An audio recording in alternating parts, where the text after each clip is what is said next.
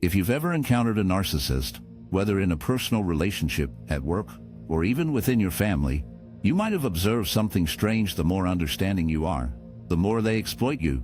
The more patient you are, the more patient you are, the more they test your boundaries. And the kinder you are, the tighter their hold on you becomes. This isn't just a coincidence. It's a recurring pattern rooted in the psychology of narcissistic behavior. There exists a misguided belief that if we are simply nice enough or compassionate enough, we can somehow evoke the humanity in a narcissist. That perhaps if we love them unconditionally and give them endless opportunities, they will eventually see their mistakes and change. However, that's not how it works. Kindness does not disarm a narcissist. It actually empowers them. To them, kindness is not a sign of virtue. It's a marker of vulnerability, and vulnerabilities are seen as opportunities to be exploited. You might wonder, shouldn't we be kind to everyone? Isn't that the right thing to do? In a perfect world, yes, but we do not live in a perfect world. We inhabit a reality where some individuals do not adhere to the same moral standards. Narcissists do not follow the same ethical guidelines. They are not seeking mutual respect or reciprocity. What they desire is control. They crave control, and their method of achieving it involves repeatedly testing the limits of what they can inflict upon others. Now, think about the consequences when you attempt to respond with kindness to a narcissist's actions. Imagine they deliver an insult. Subtle, of course, as that is their forte. Perhaps it's a belittling comment disguised as humor, or a dismissive reaction to something you hold dear. You feel the hurt, yet instead of addressing it, you choose to let it slide. You convince yourself that they likely didn't intend it that way. Maybe they're just having a rough day. I should rise above this, you tell yourself. And so you respond with patience, understanding, and kindness. But what does the narcissist take away from this? They interpret it as validation of their behavior, a signal that they can push the boundaries further, that they can treat you with disdain without facing any repercussions. The next time, they escalate, a sharper jab, a more blatant act of disregard. And once again, you reassure yourself, I won't lower myself to their level. I will remain kind. Yet, in their eyes, this isn't a testament to your moral strength. It's evidence of your weakness. Unknowingly, you've shown them that they can continue their behavior unchecked. And they take more and more until you find yourself questioning why your kindness seems to have no effect. It's a lonely realization, one that leaves you feeling more isolated and hurt. This is why kind-hearted souls often endure the most torment in relationships with narcissists. They persist in wielding a weapon that the narcissist dismisses as worthless. To a narcissist, kindness is not a virtue, it is a sign of vulnerability. The more you lean on it, the more formidable they become.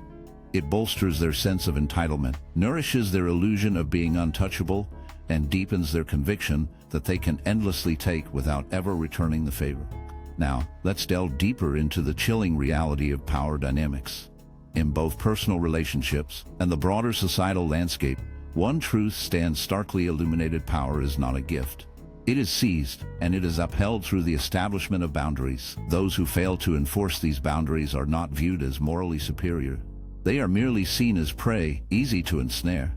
This is where countless individuals falter when confronting narcissists, unwittingly stepping into a dark abyss from which escape may seem impossible. They believe they can reach out to the better side of a narcissist. They think that by showing enough love and understanding, the narcissist will transform. However, this is a fundamental misconception about what a narcissist truly is. A narcissist is not merely someone who has been hurt and is reacting defensively. They are individuals who have constructed their entire identity around control, self-importance, and the belief that they are exceptional, above the rules that govern others. To confront this, kindness cannot be your primary tool because, in this situation, kindness does not equate to strength. True strength lies in having the courage to say no. It involves recognizing manipulation for what it is and choosing not to engage with it. It means walking away even when every fiber of your being wants to believe that, with a little more effort, things will improve. This is the most challenging truth for those who are deeply empathetic, kind, and eager to see the good in others. This approach feels counterintuitive and wrong, yet it is not wrong, it is essential. There are individuals in this world who do not seek healing, do not desire change, and do not want the peace you offer. They seek control. The only way to diminish their power is to stop sacrificing your kindness. So, what does this imply for you? It requires you to rethink what it truly means to be strong. It involves recognizing that being a good person doesn't equate to being a doormat, and that refusing to accept mistreatment isn't an act of cruelty.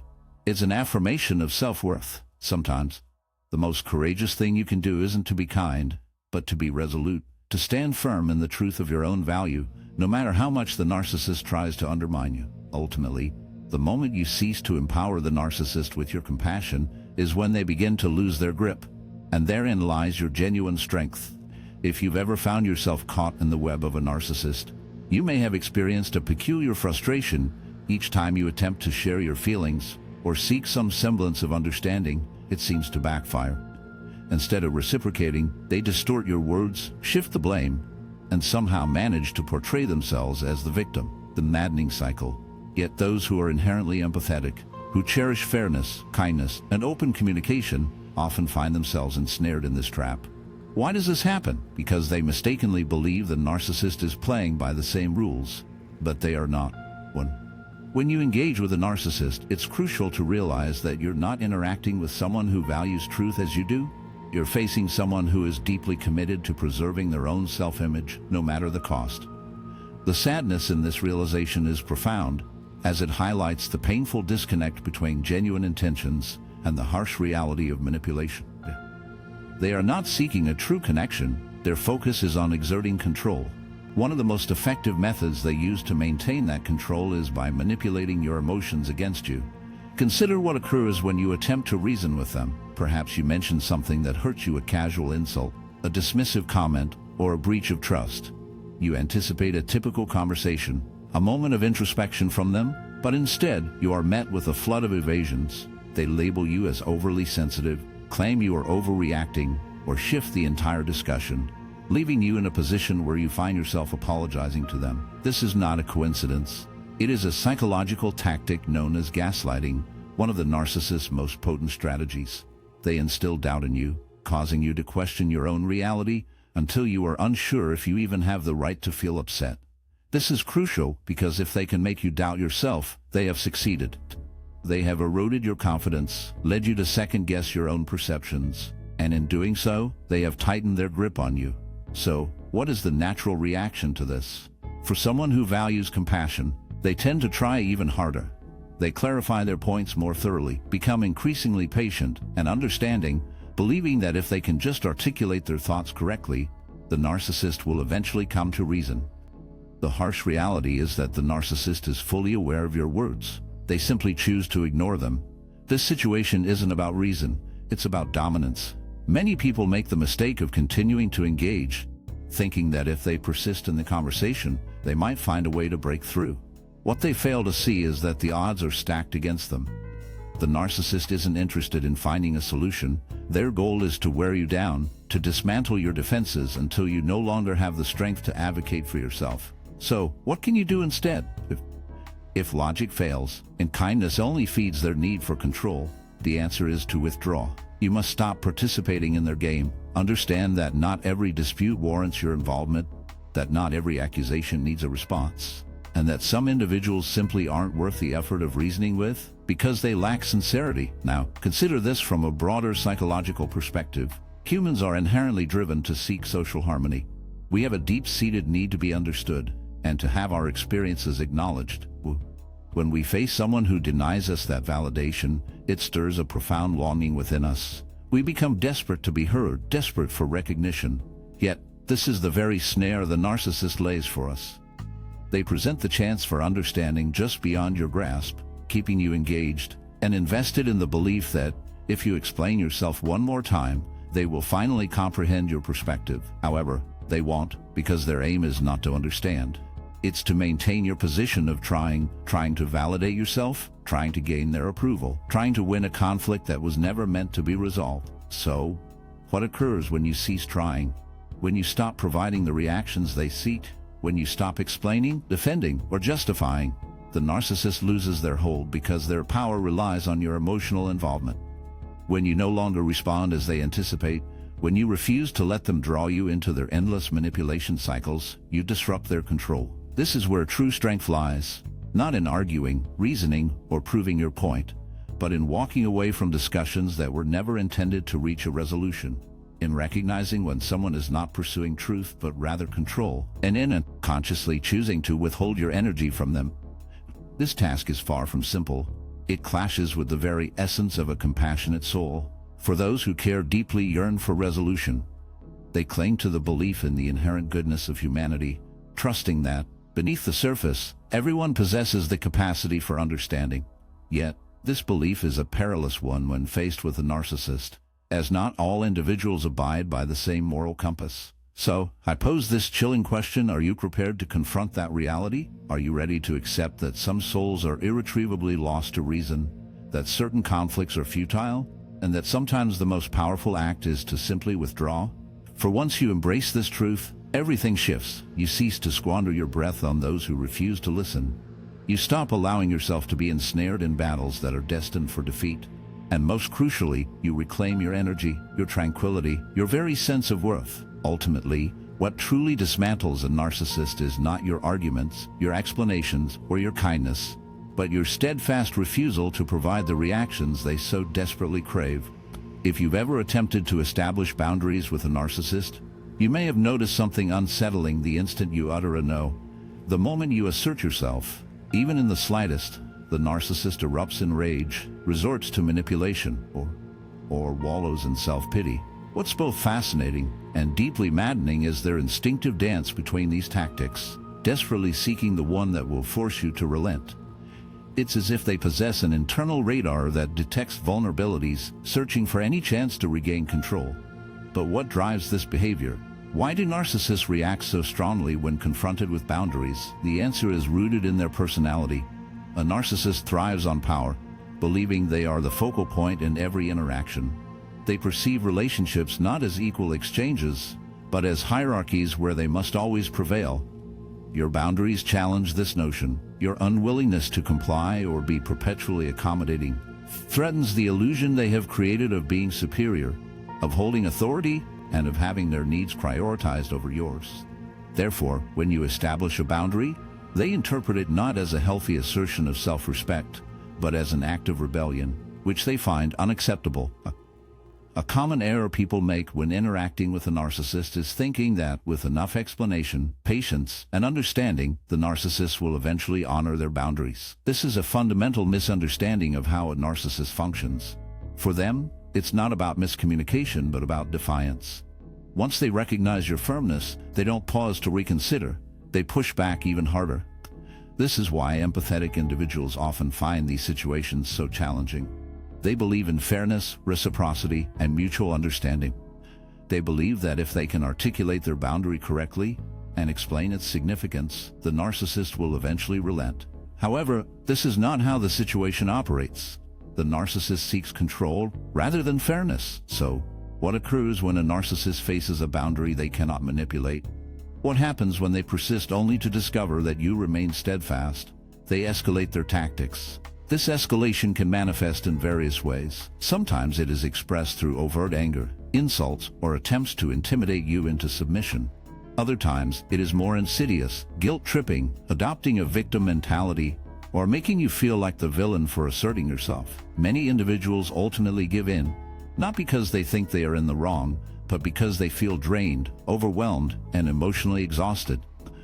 The narcissist creates a psychological battleground where surrender appears to be the simplest escape. However, the harsh reality is that each time you back down, you teach the narcissist that your boundaries can be negotiated, and that if they exert enough pressure, you will eventually yield. They learn from these experiences and remember them.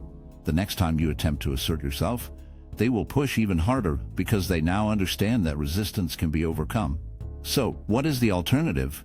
If reasoning fails and explaining yourself only leads to further manipulation, what should you do?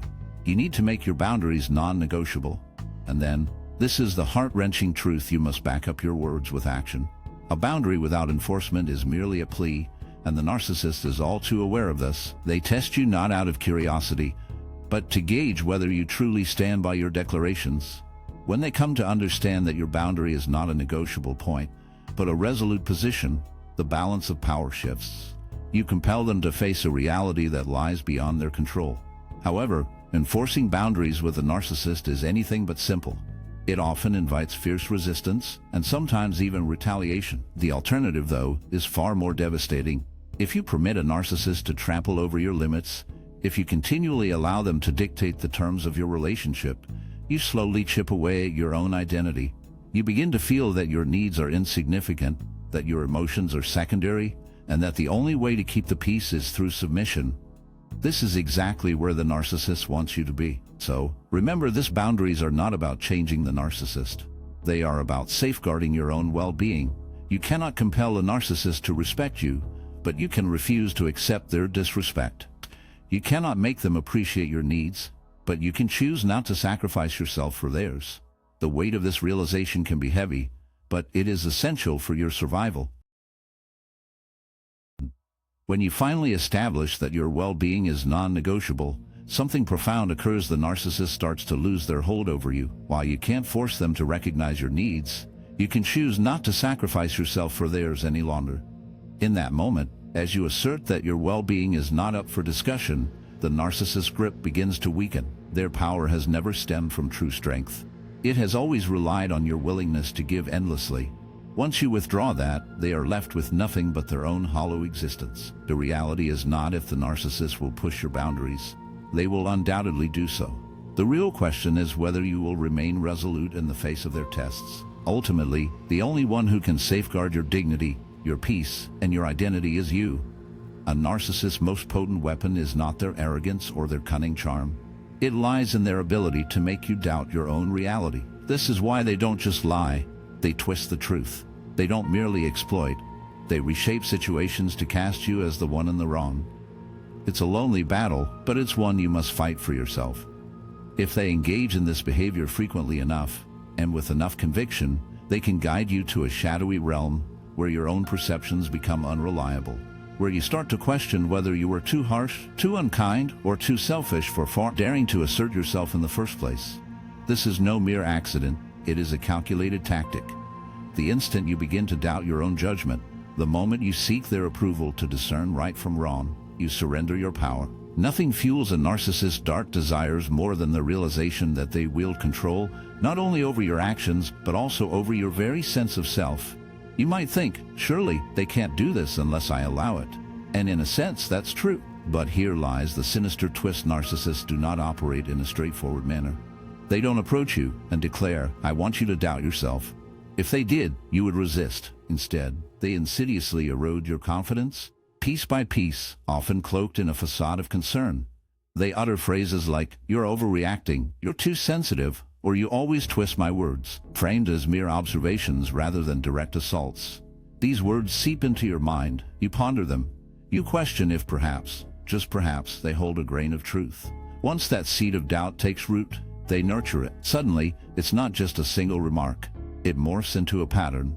They dredge up past instances where you were supposedly irrational, invoking the names of others who allegedly share their views. In this twisted game, your reality becomes a fog, and the darkness deepens. They sow the seeds of doubt, nurturing them with twisted memories and embellished tales until they blossom into an inescapable shadow. Those who linger in the presence of narcissists often speak of a disorienting haze, a constant sense of walking on fragile ground, and an unsettling urge to question their own reality, even in moments where confidence should reign.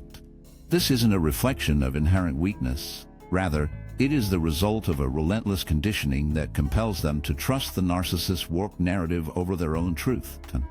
And therein lies the true peril. The more you lean on the narcissist's distorted view, the further you drift from your own essence.